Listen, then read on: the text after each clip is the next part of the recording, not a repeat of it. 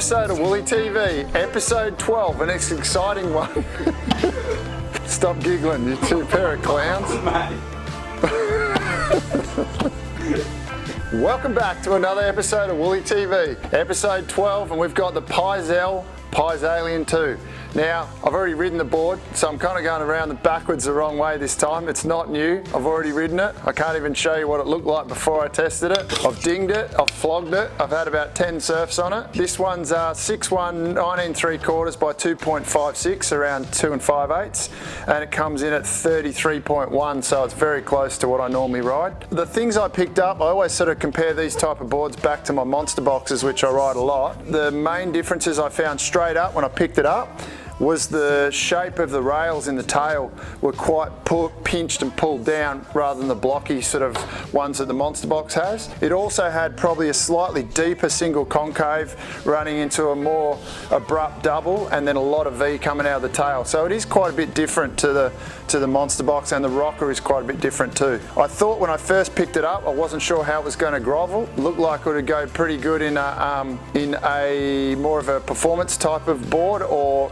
in better waves, but I took it out. I've had a grovel on it, I've used it in a bunch of different waves. I even whipped into a couple of waves on it on the ski when I was up on a little reef up north. I rode 2 different sets of fins. When I was groveling, I was on the black sticks in a large, the Ando one, so they help you generate speed in smaller surf.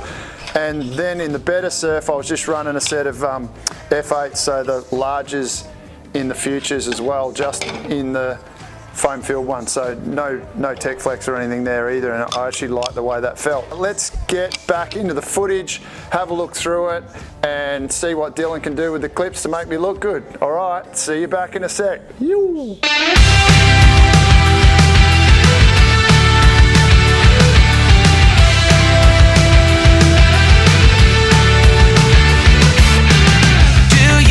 Lie awake at night? Are you afraid to turn out the lights? Is there something you're scared of? What's there out in the dark? Make sure to keep all your windows locked. Do you surrender? You try to stay awake. These walls you can't escape. Here's one for the lonely hearts, for the ones that fear the dark. You better run out of here. Bet you can't look the other way.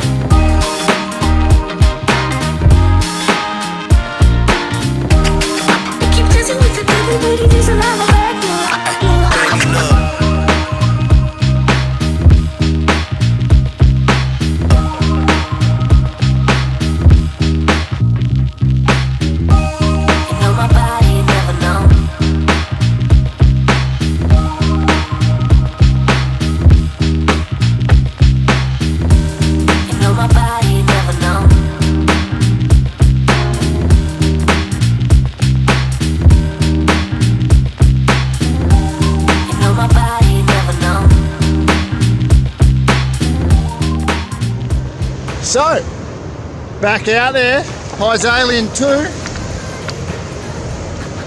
Let's go give this one another run. This time it's a bit of a rolly reef break with a bit of a paddle over a lagoon, so we'll get out there and see how it goes.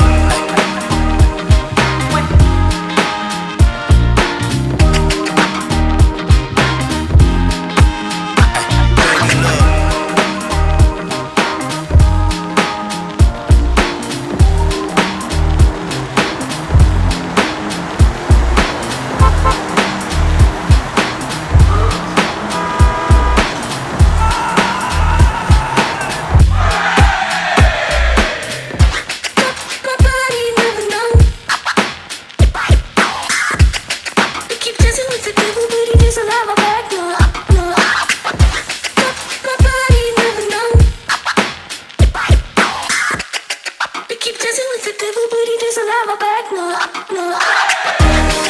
Nobody never know. I keep dancing with it, everybody doesn't have my back, no, no. Nobody never know. I keep dancing with it, everybody doesn't have my back, no, no.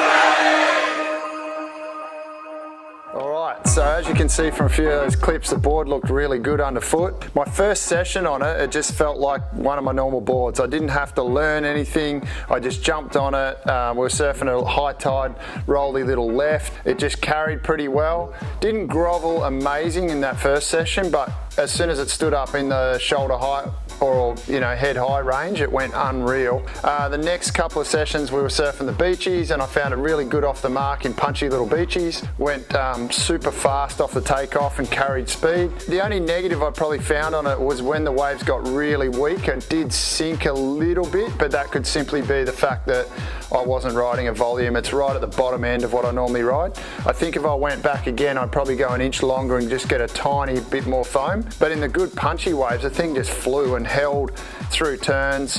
Took it up north and surfed a couple of reef breaks and surfed a couple of beachies up there. Found that it actually held really well. I was still making a few mistakes through a few turns. I bogged a couple of rails there on a couple of cutties that I probably went a bit too hard, pushed too hard into the tail on.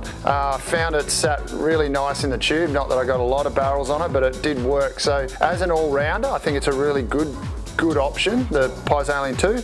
I think if you mixed it up with your fins, if you had your black sticks, if you're riding futures, had the black sticks there and the grovelier waves, you would have get a little bit more out of it, a bit more range in the smaller stuff. But it's definitely not a groveler. It's more of you could almost say a performance board and maybe just a smidge step down. But it's probably not designed to be surfed in really small sloppy stuff. Seemed to work better for me when waves had a little bit more punch in it. Massive thumbs up for this is the first PYZEL I've ever ridden. Yeah, really good, really different through the tail, like I said, to a lot of my other boards that I ride all the time. I've got a shadow, a 6.3 in the shadow round tail, the new option of a round tail. That looks really good for even slightly bigger and better surf, but we're rolling into our winter, so I'll be able to test that out. I've got the twice baked from Firewire. I've got that, looks like a really fun little groveler. I've got a Monster Box 2020 coming in PU and a Monster 2020 coming in PU as well in the Easy Rider dimensions. I've also just landed a Firewire Glazer, so I've got to get pretty damn busy. I've got all these boards piling up and I've been out of action with a little bit of a tweaked ankle, so that's why this one took so long. So hopefully we got a bit of a break coming up. We've got waves coming. I've got a couple of trips up north for a few weeks, so hopefully I can load up on all these boards and get some filming done and get back to you guys and get busy. Don't forget to subscribe so you can stay up to date with all those ones, and we'll see you in the water. Thanks for watching another episode of WOOLY TV.